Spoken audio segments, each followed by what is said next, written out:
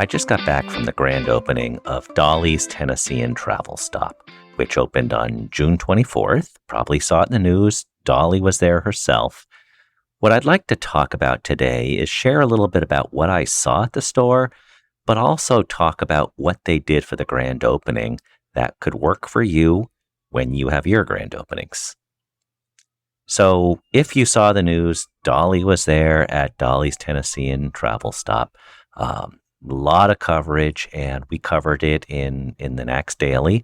If you go to convenience.org, you can read my report on it with some pictures that were supplied by both the company, and I took some, but wanted to not necessarily give you a play-by-play review of what I saw there and what I already wrote about, but I wanted to talk about how it really addresses, I think, three broad themes that we're seeing in our industry and what I saw in the store. And then talk a little bit about how that grand opening can resonate with how you do grand openings, because they did an awful lot of things well at that store. Now, first off, setting up this Dolly's Tennessean store. It has been around for a couple decades, as far as I understand, and the new owner, recent owner, took possession of it in 2017. And he said over the last couple of years, I talked to him for a little bit during the grand opening. So why did you decide to change it from what it was, which was a travel stop that served both truckers and the local community? It's in a town of Cornersville, Tennessee, which is about an hour outside of Nashville.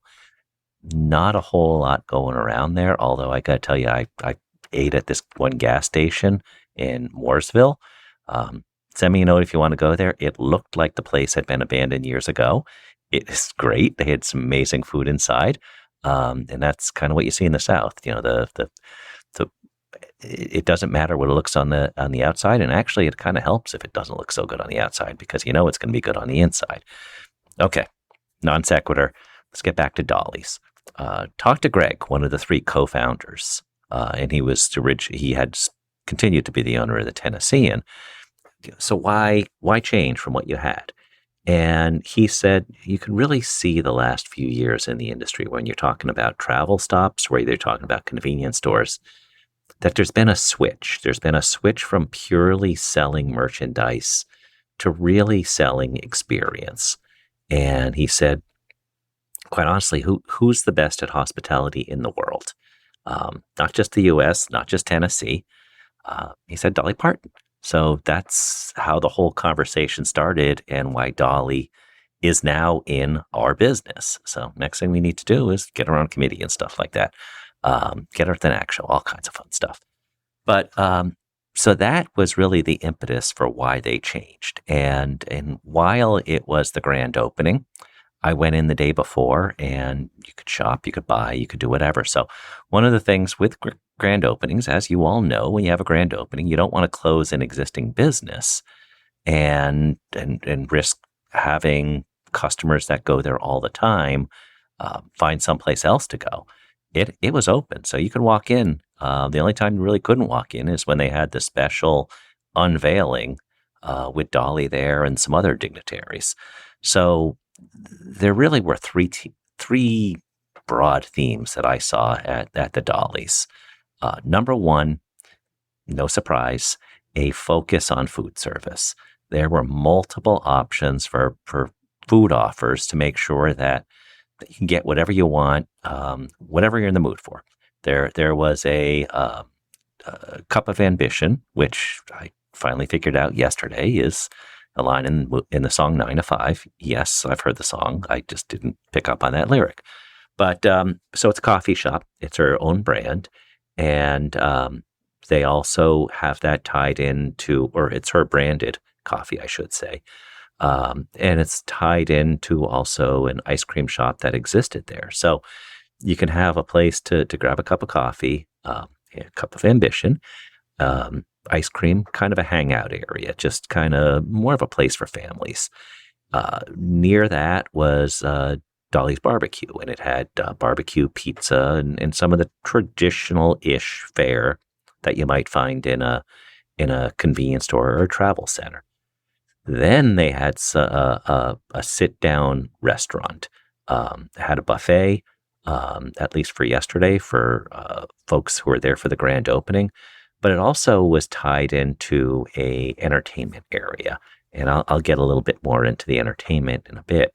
But that was a third place. And then you could go upstairs, and there was a lounge with a full bar and a place to also eat whatever food that you were purchasing at the other places.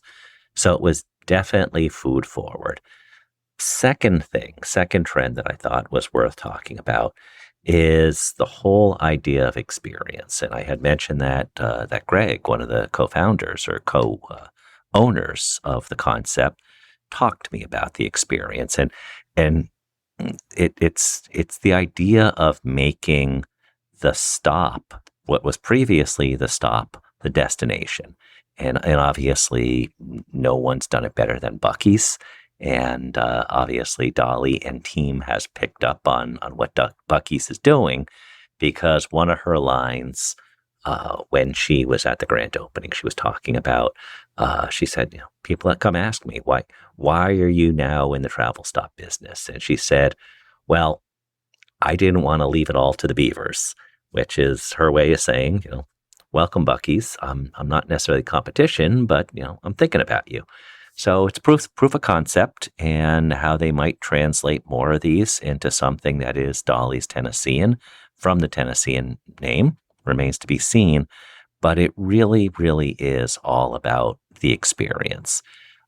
Yes, you can buy a Snickers bar or something like that there, but the travel center, it has fuel, and it has all the restaurants and food service type programs that I was talking about earlier.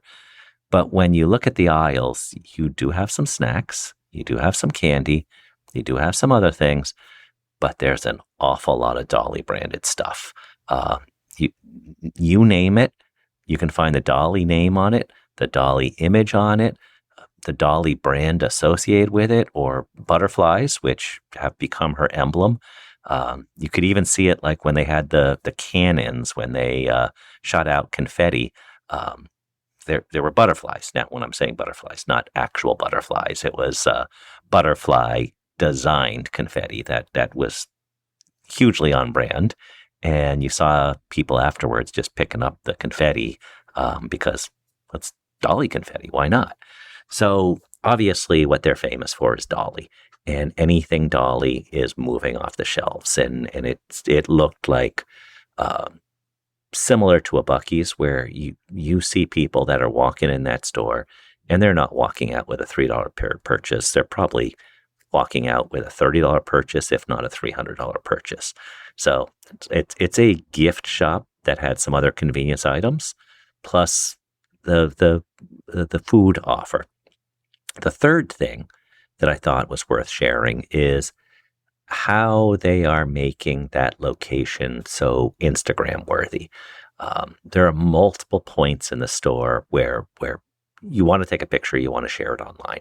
Now, first off, that concert stage, the overlook with the lounge for truckers is beautiful. It overlooks the store. The lounge, one lounge, overlooks the store. It is basically indoor-outdoor screened in. I'm sure they can close it, but they have fire pits and all kinds of things there to make it warm year-round. And it had a really cool vibe. But also those moments where you can find places to take pictures of yourself or whoever you're with or whatever to post. There was a Dolly branded tour bus that you can walk inside, check out what a tour bus might have been like back in the day when she was more likely to be on the road all the time. It's also decorated on the outside, and you just saw lines of people looking to get their picture next to the tour bus. Right next to that, it's a mural with, guess what, butterfly images, among other things.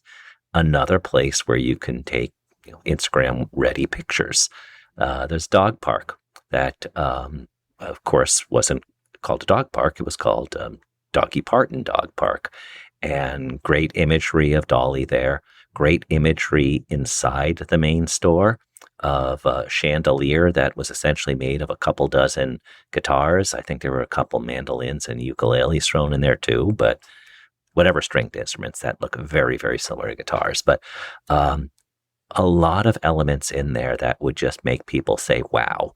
And that may not get them coming back, but once they post it, it gets their friends to want to go there. So there is a virtuous cycle in putting these things there and sharing it out. And as I said, these lounges, they were comfortable. You could hang out a couple hours there if you want to, whether you're a trucker or whether you're just a local. That you're in a small town, and this is by far the biggest thing in town. Much like when you go to a Buc-ee's, it's a big thing, and usually a much smaller town. One other thing I thought was great, and some of the PR team showed this to me. Everything that you see in this store has Dolly's image, the words Dolly, a butterfly, all of the above, except for one framed picture. And it's as you walk from the restaurant up the stairs to the lounge. It's a framed copy of Knack's magazine from January 2025, when Al Bear, the gas station gourmet, wrote about the Tennessean and some of the food offers that they had there. So had no idea until I got there that existed, but pretty cool to see that the only Dolly thing was something from Knack's. So really nice to see.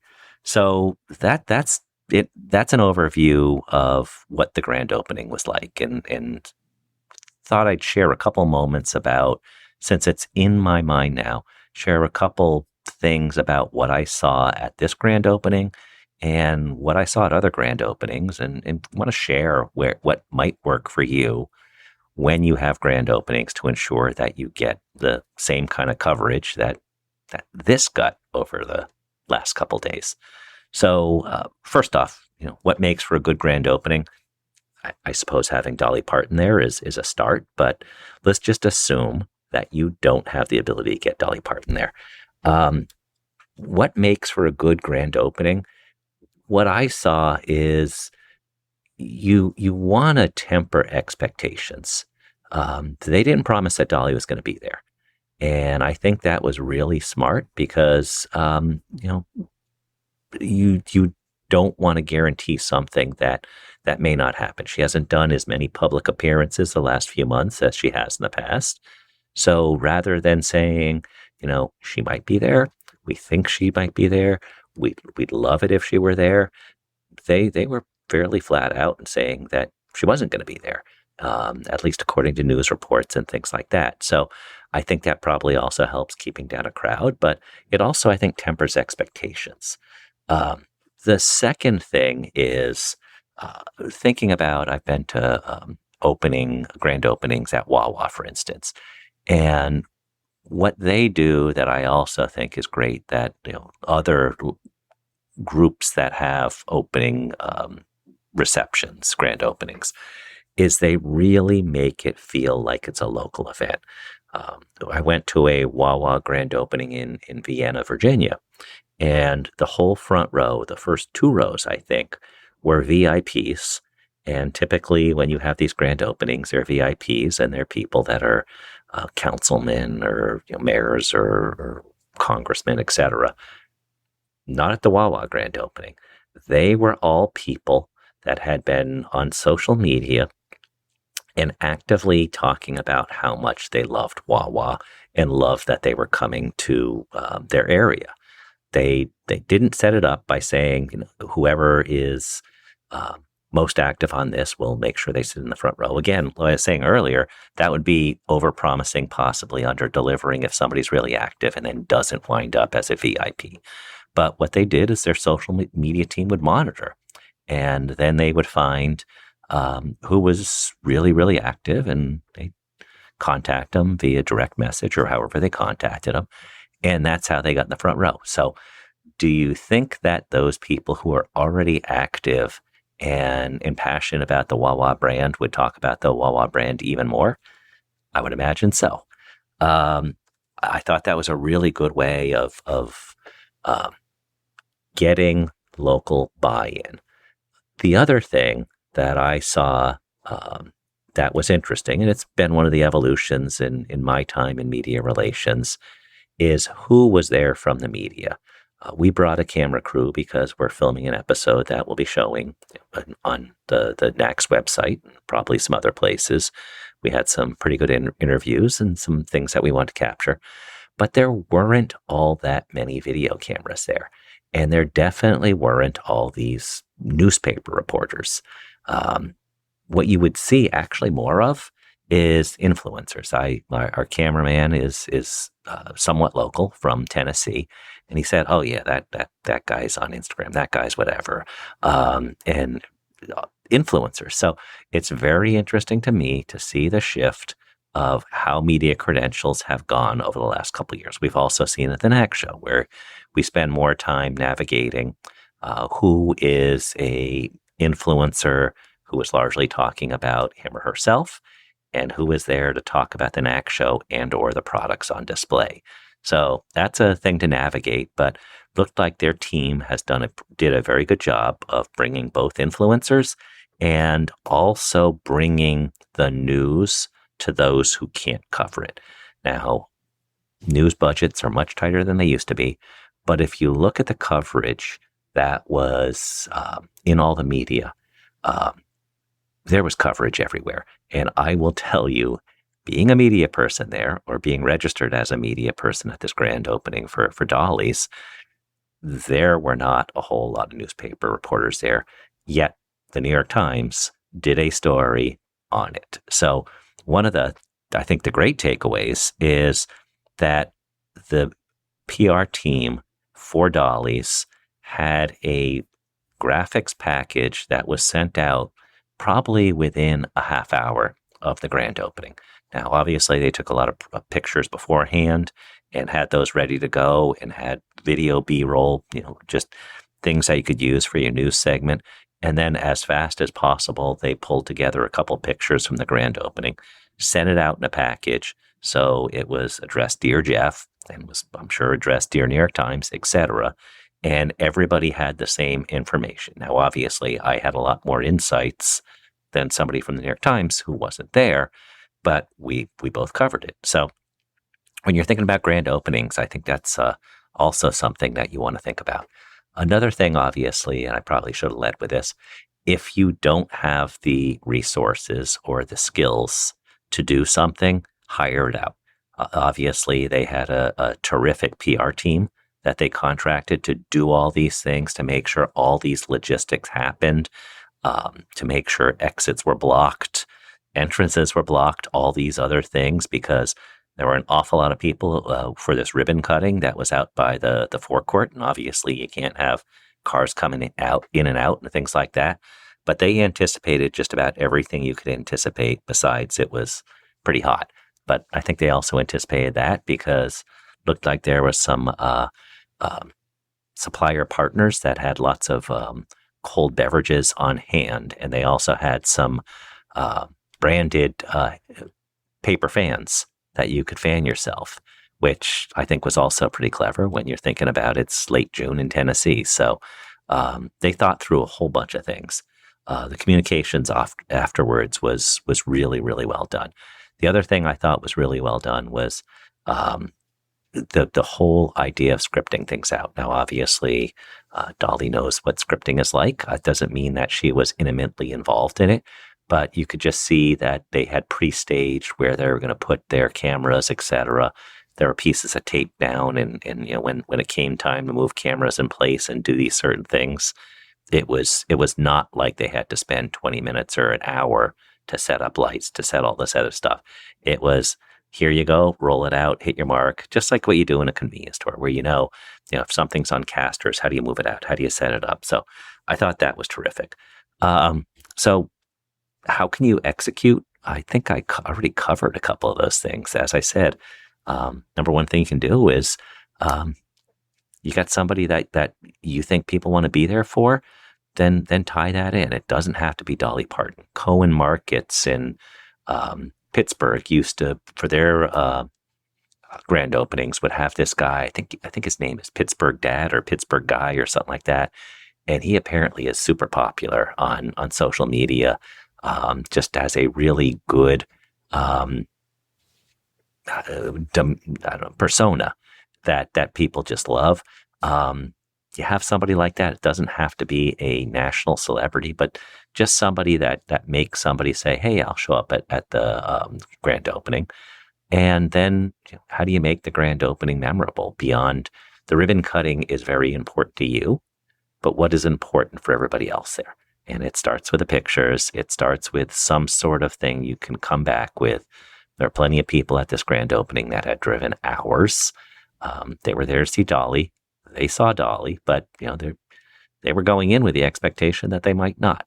So what would make it worthwhile for them to drive a couple hours was probably going inside afterwards and spending a couple $100 on Dolly merch that you can't get anywhere else.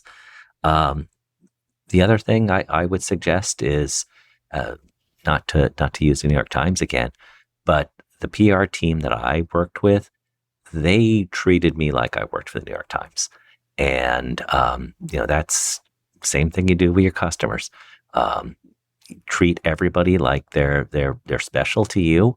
And, it helps. It really helps in how what your feeling is when you come back from one of these things. Doesn't have to be with the media. It could be with the local community. It could be with elected leaders. It could be with whoever. And make them want to come back. Now, I'm not very close to Cornersville, Tennessee, so it might be a while before I go back. But those little bits of extra attention, I think, really, really matter as you execute these things and finish your execution of a grand opening. And then the fourth thing, or the last thing, I wasn't necessarily counting, is the follow-up. I also got, in addition to the B-roll package and the images, I also got a couple notes from the PR contact, just saying, "Hey, I thought this was. Did you see the NACS framed article?" And just little things like that. This is like 10 o'clock at night after, I'm sure, an exhausting day, but those little things matter. They kind of separate the difference between why somebody would go to your grand opening and maybe say, yeah, it was okay, and just be a raving fan afterwards. So little things like that I saw. Now, obviously, they have a lot more resources, but I thought it really came down to they had a good plan, and they figured out what they needed, and they executed it. Now, obviously, weather, it's always a factor, and there's some other things that are always a factor, but a pretty good day and a pretty good day for our industry when you think about it, because we have a little bit more swag in our industry, a little bit more attention paid to it from somebody who's a celebrity and somebody who's an expert in hospitality. So we'll see where this goes. And if anybody has any thoughts or feedback on what I wrote on convenience.org, or what I talked about here in the podcast, or any other grand openings, love to know more. I like going to grand openings and seeing how the industry is evolving. So shoot me any notes, and if you want to know more about that place in Mooresville, I think it's Mooresville. If not, I'll get that information as well. So anyway, Dolly Parton's in our industry, and I hope you enjoyed this episode of Convenience Matters. Convenience Matters is brought to you by NACS and produced in partnership with Human Factor. For more information, visit convenience.org.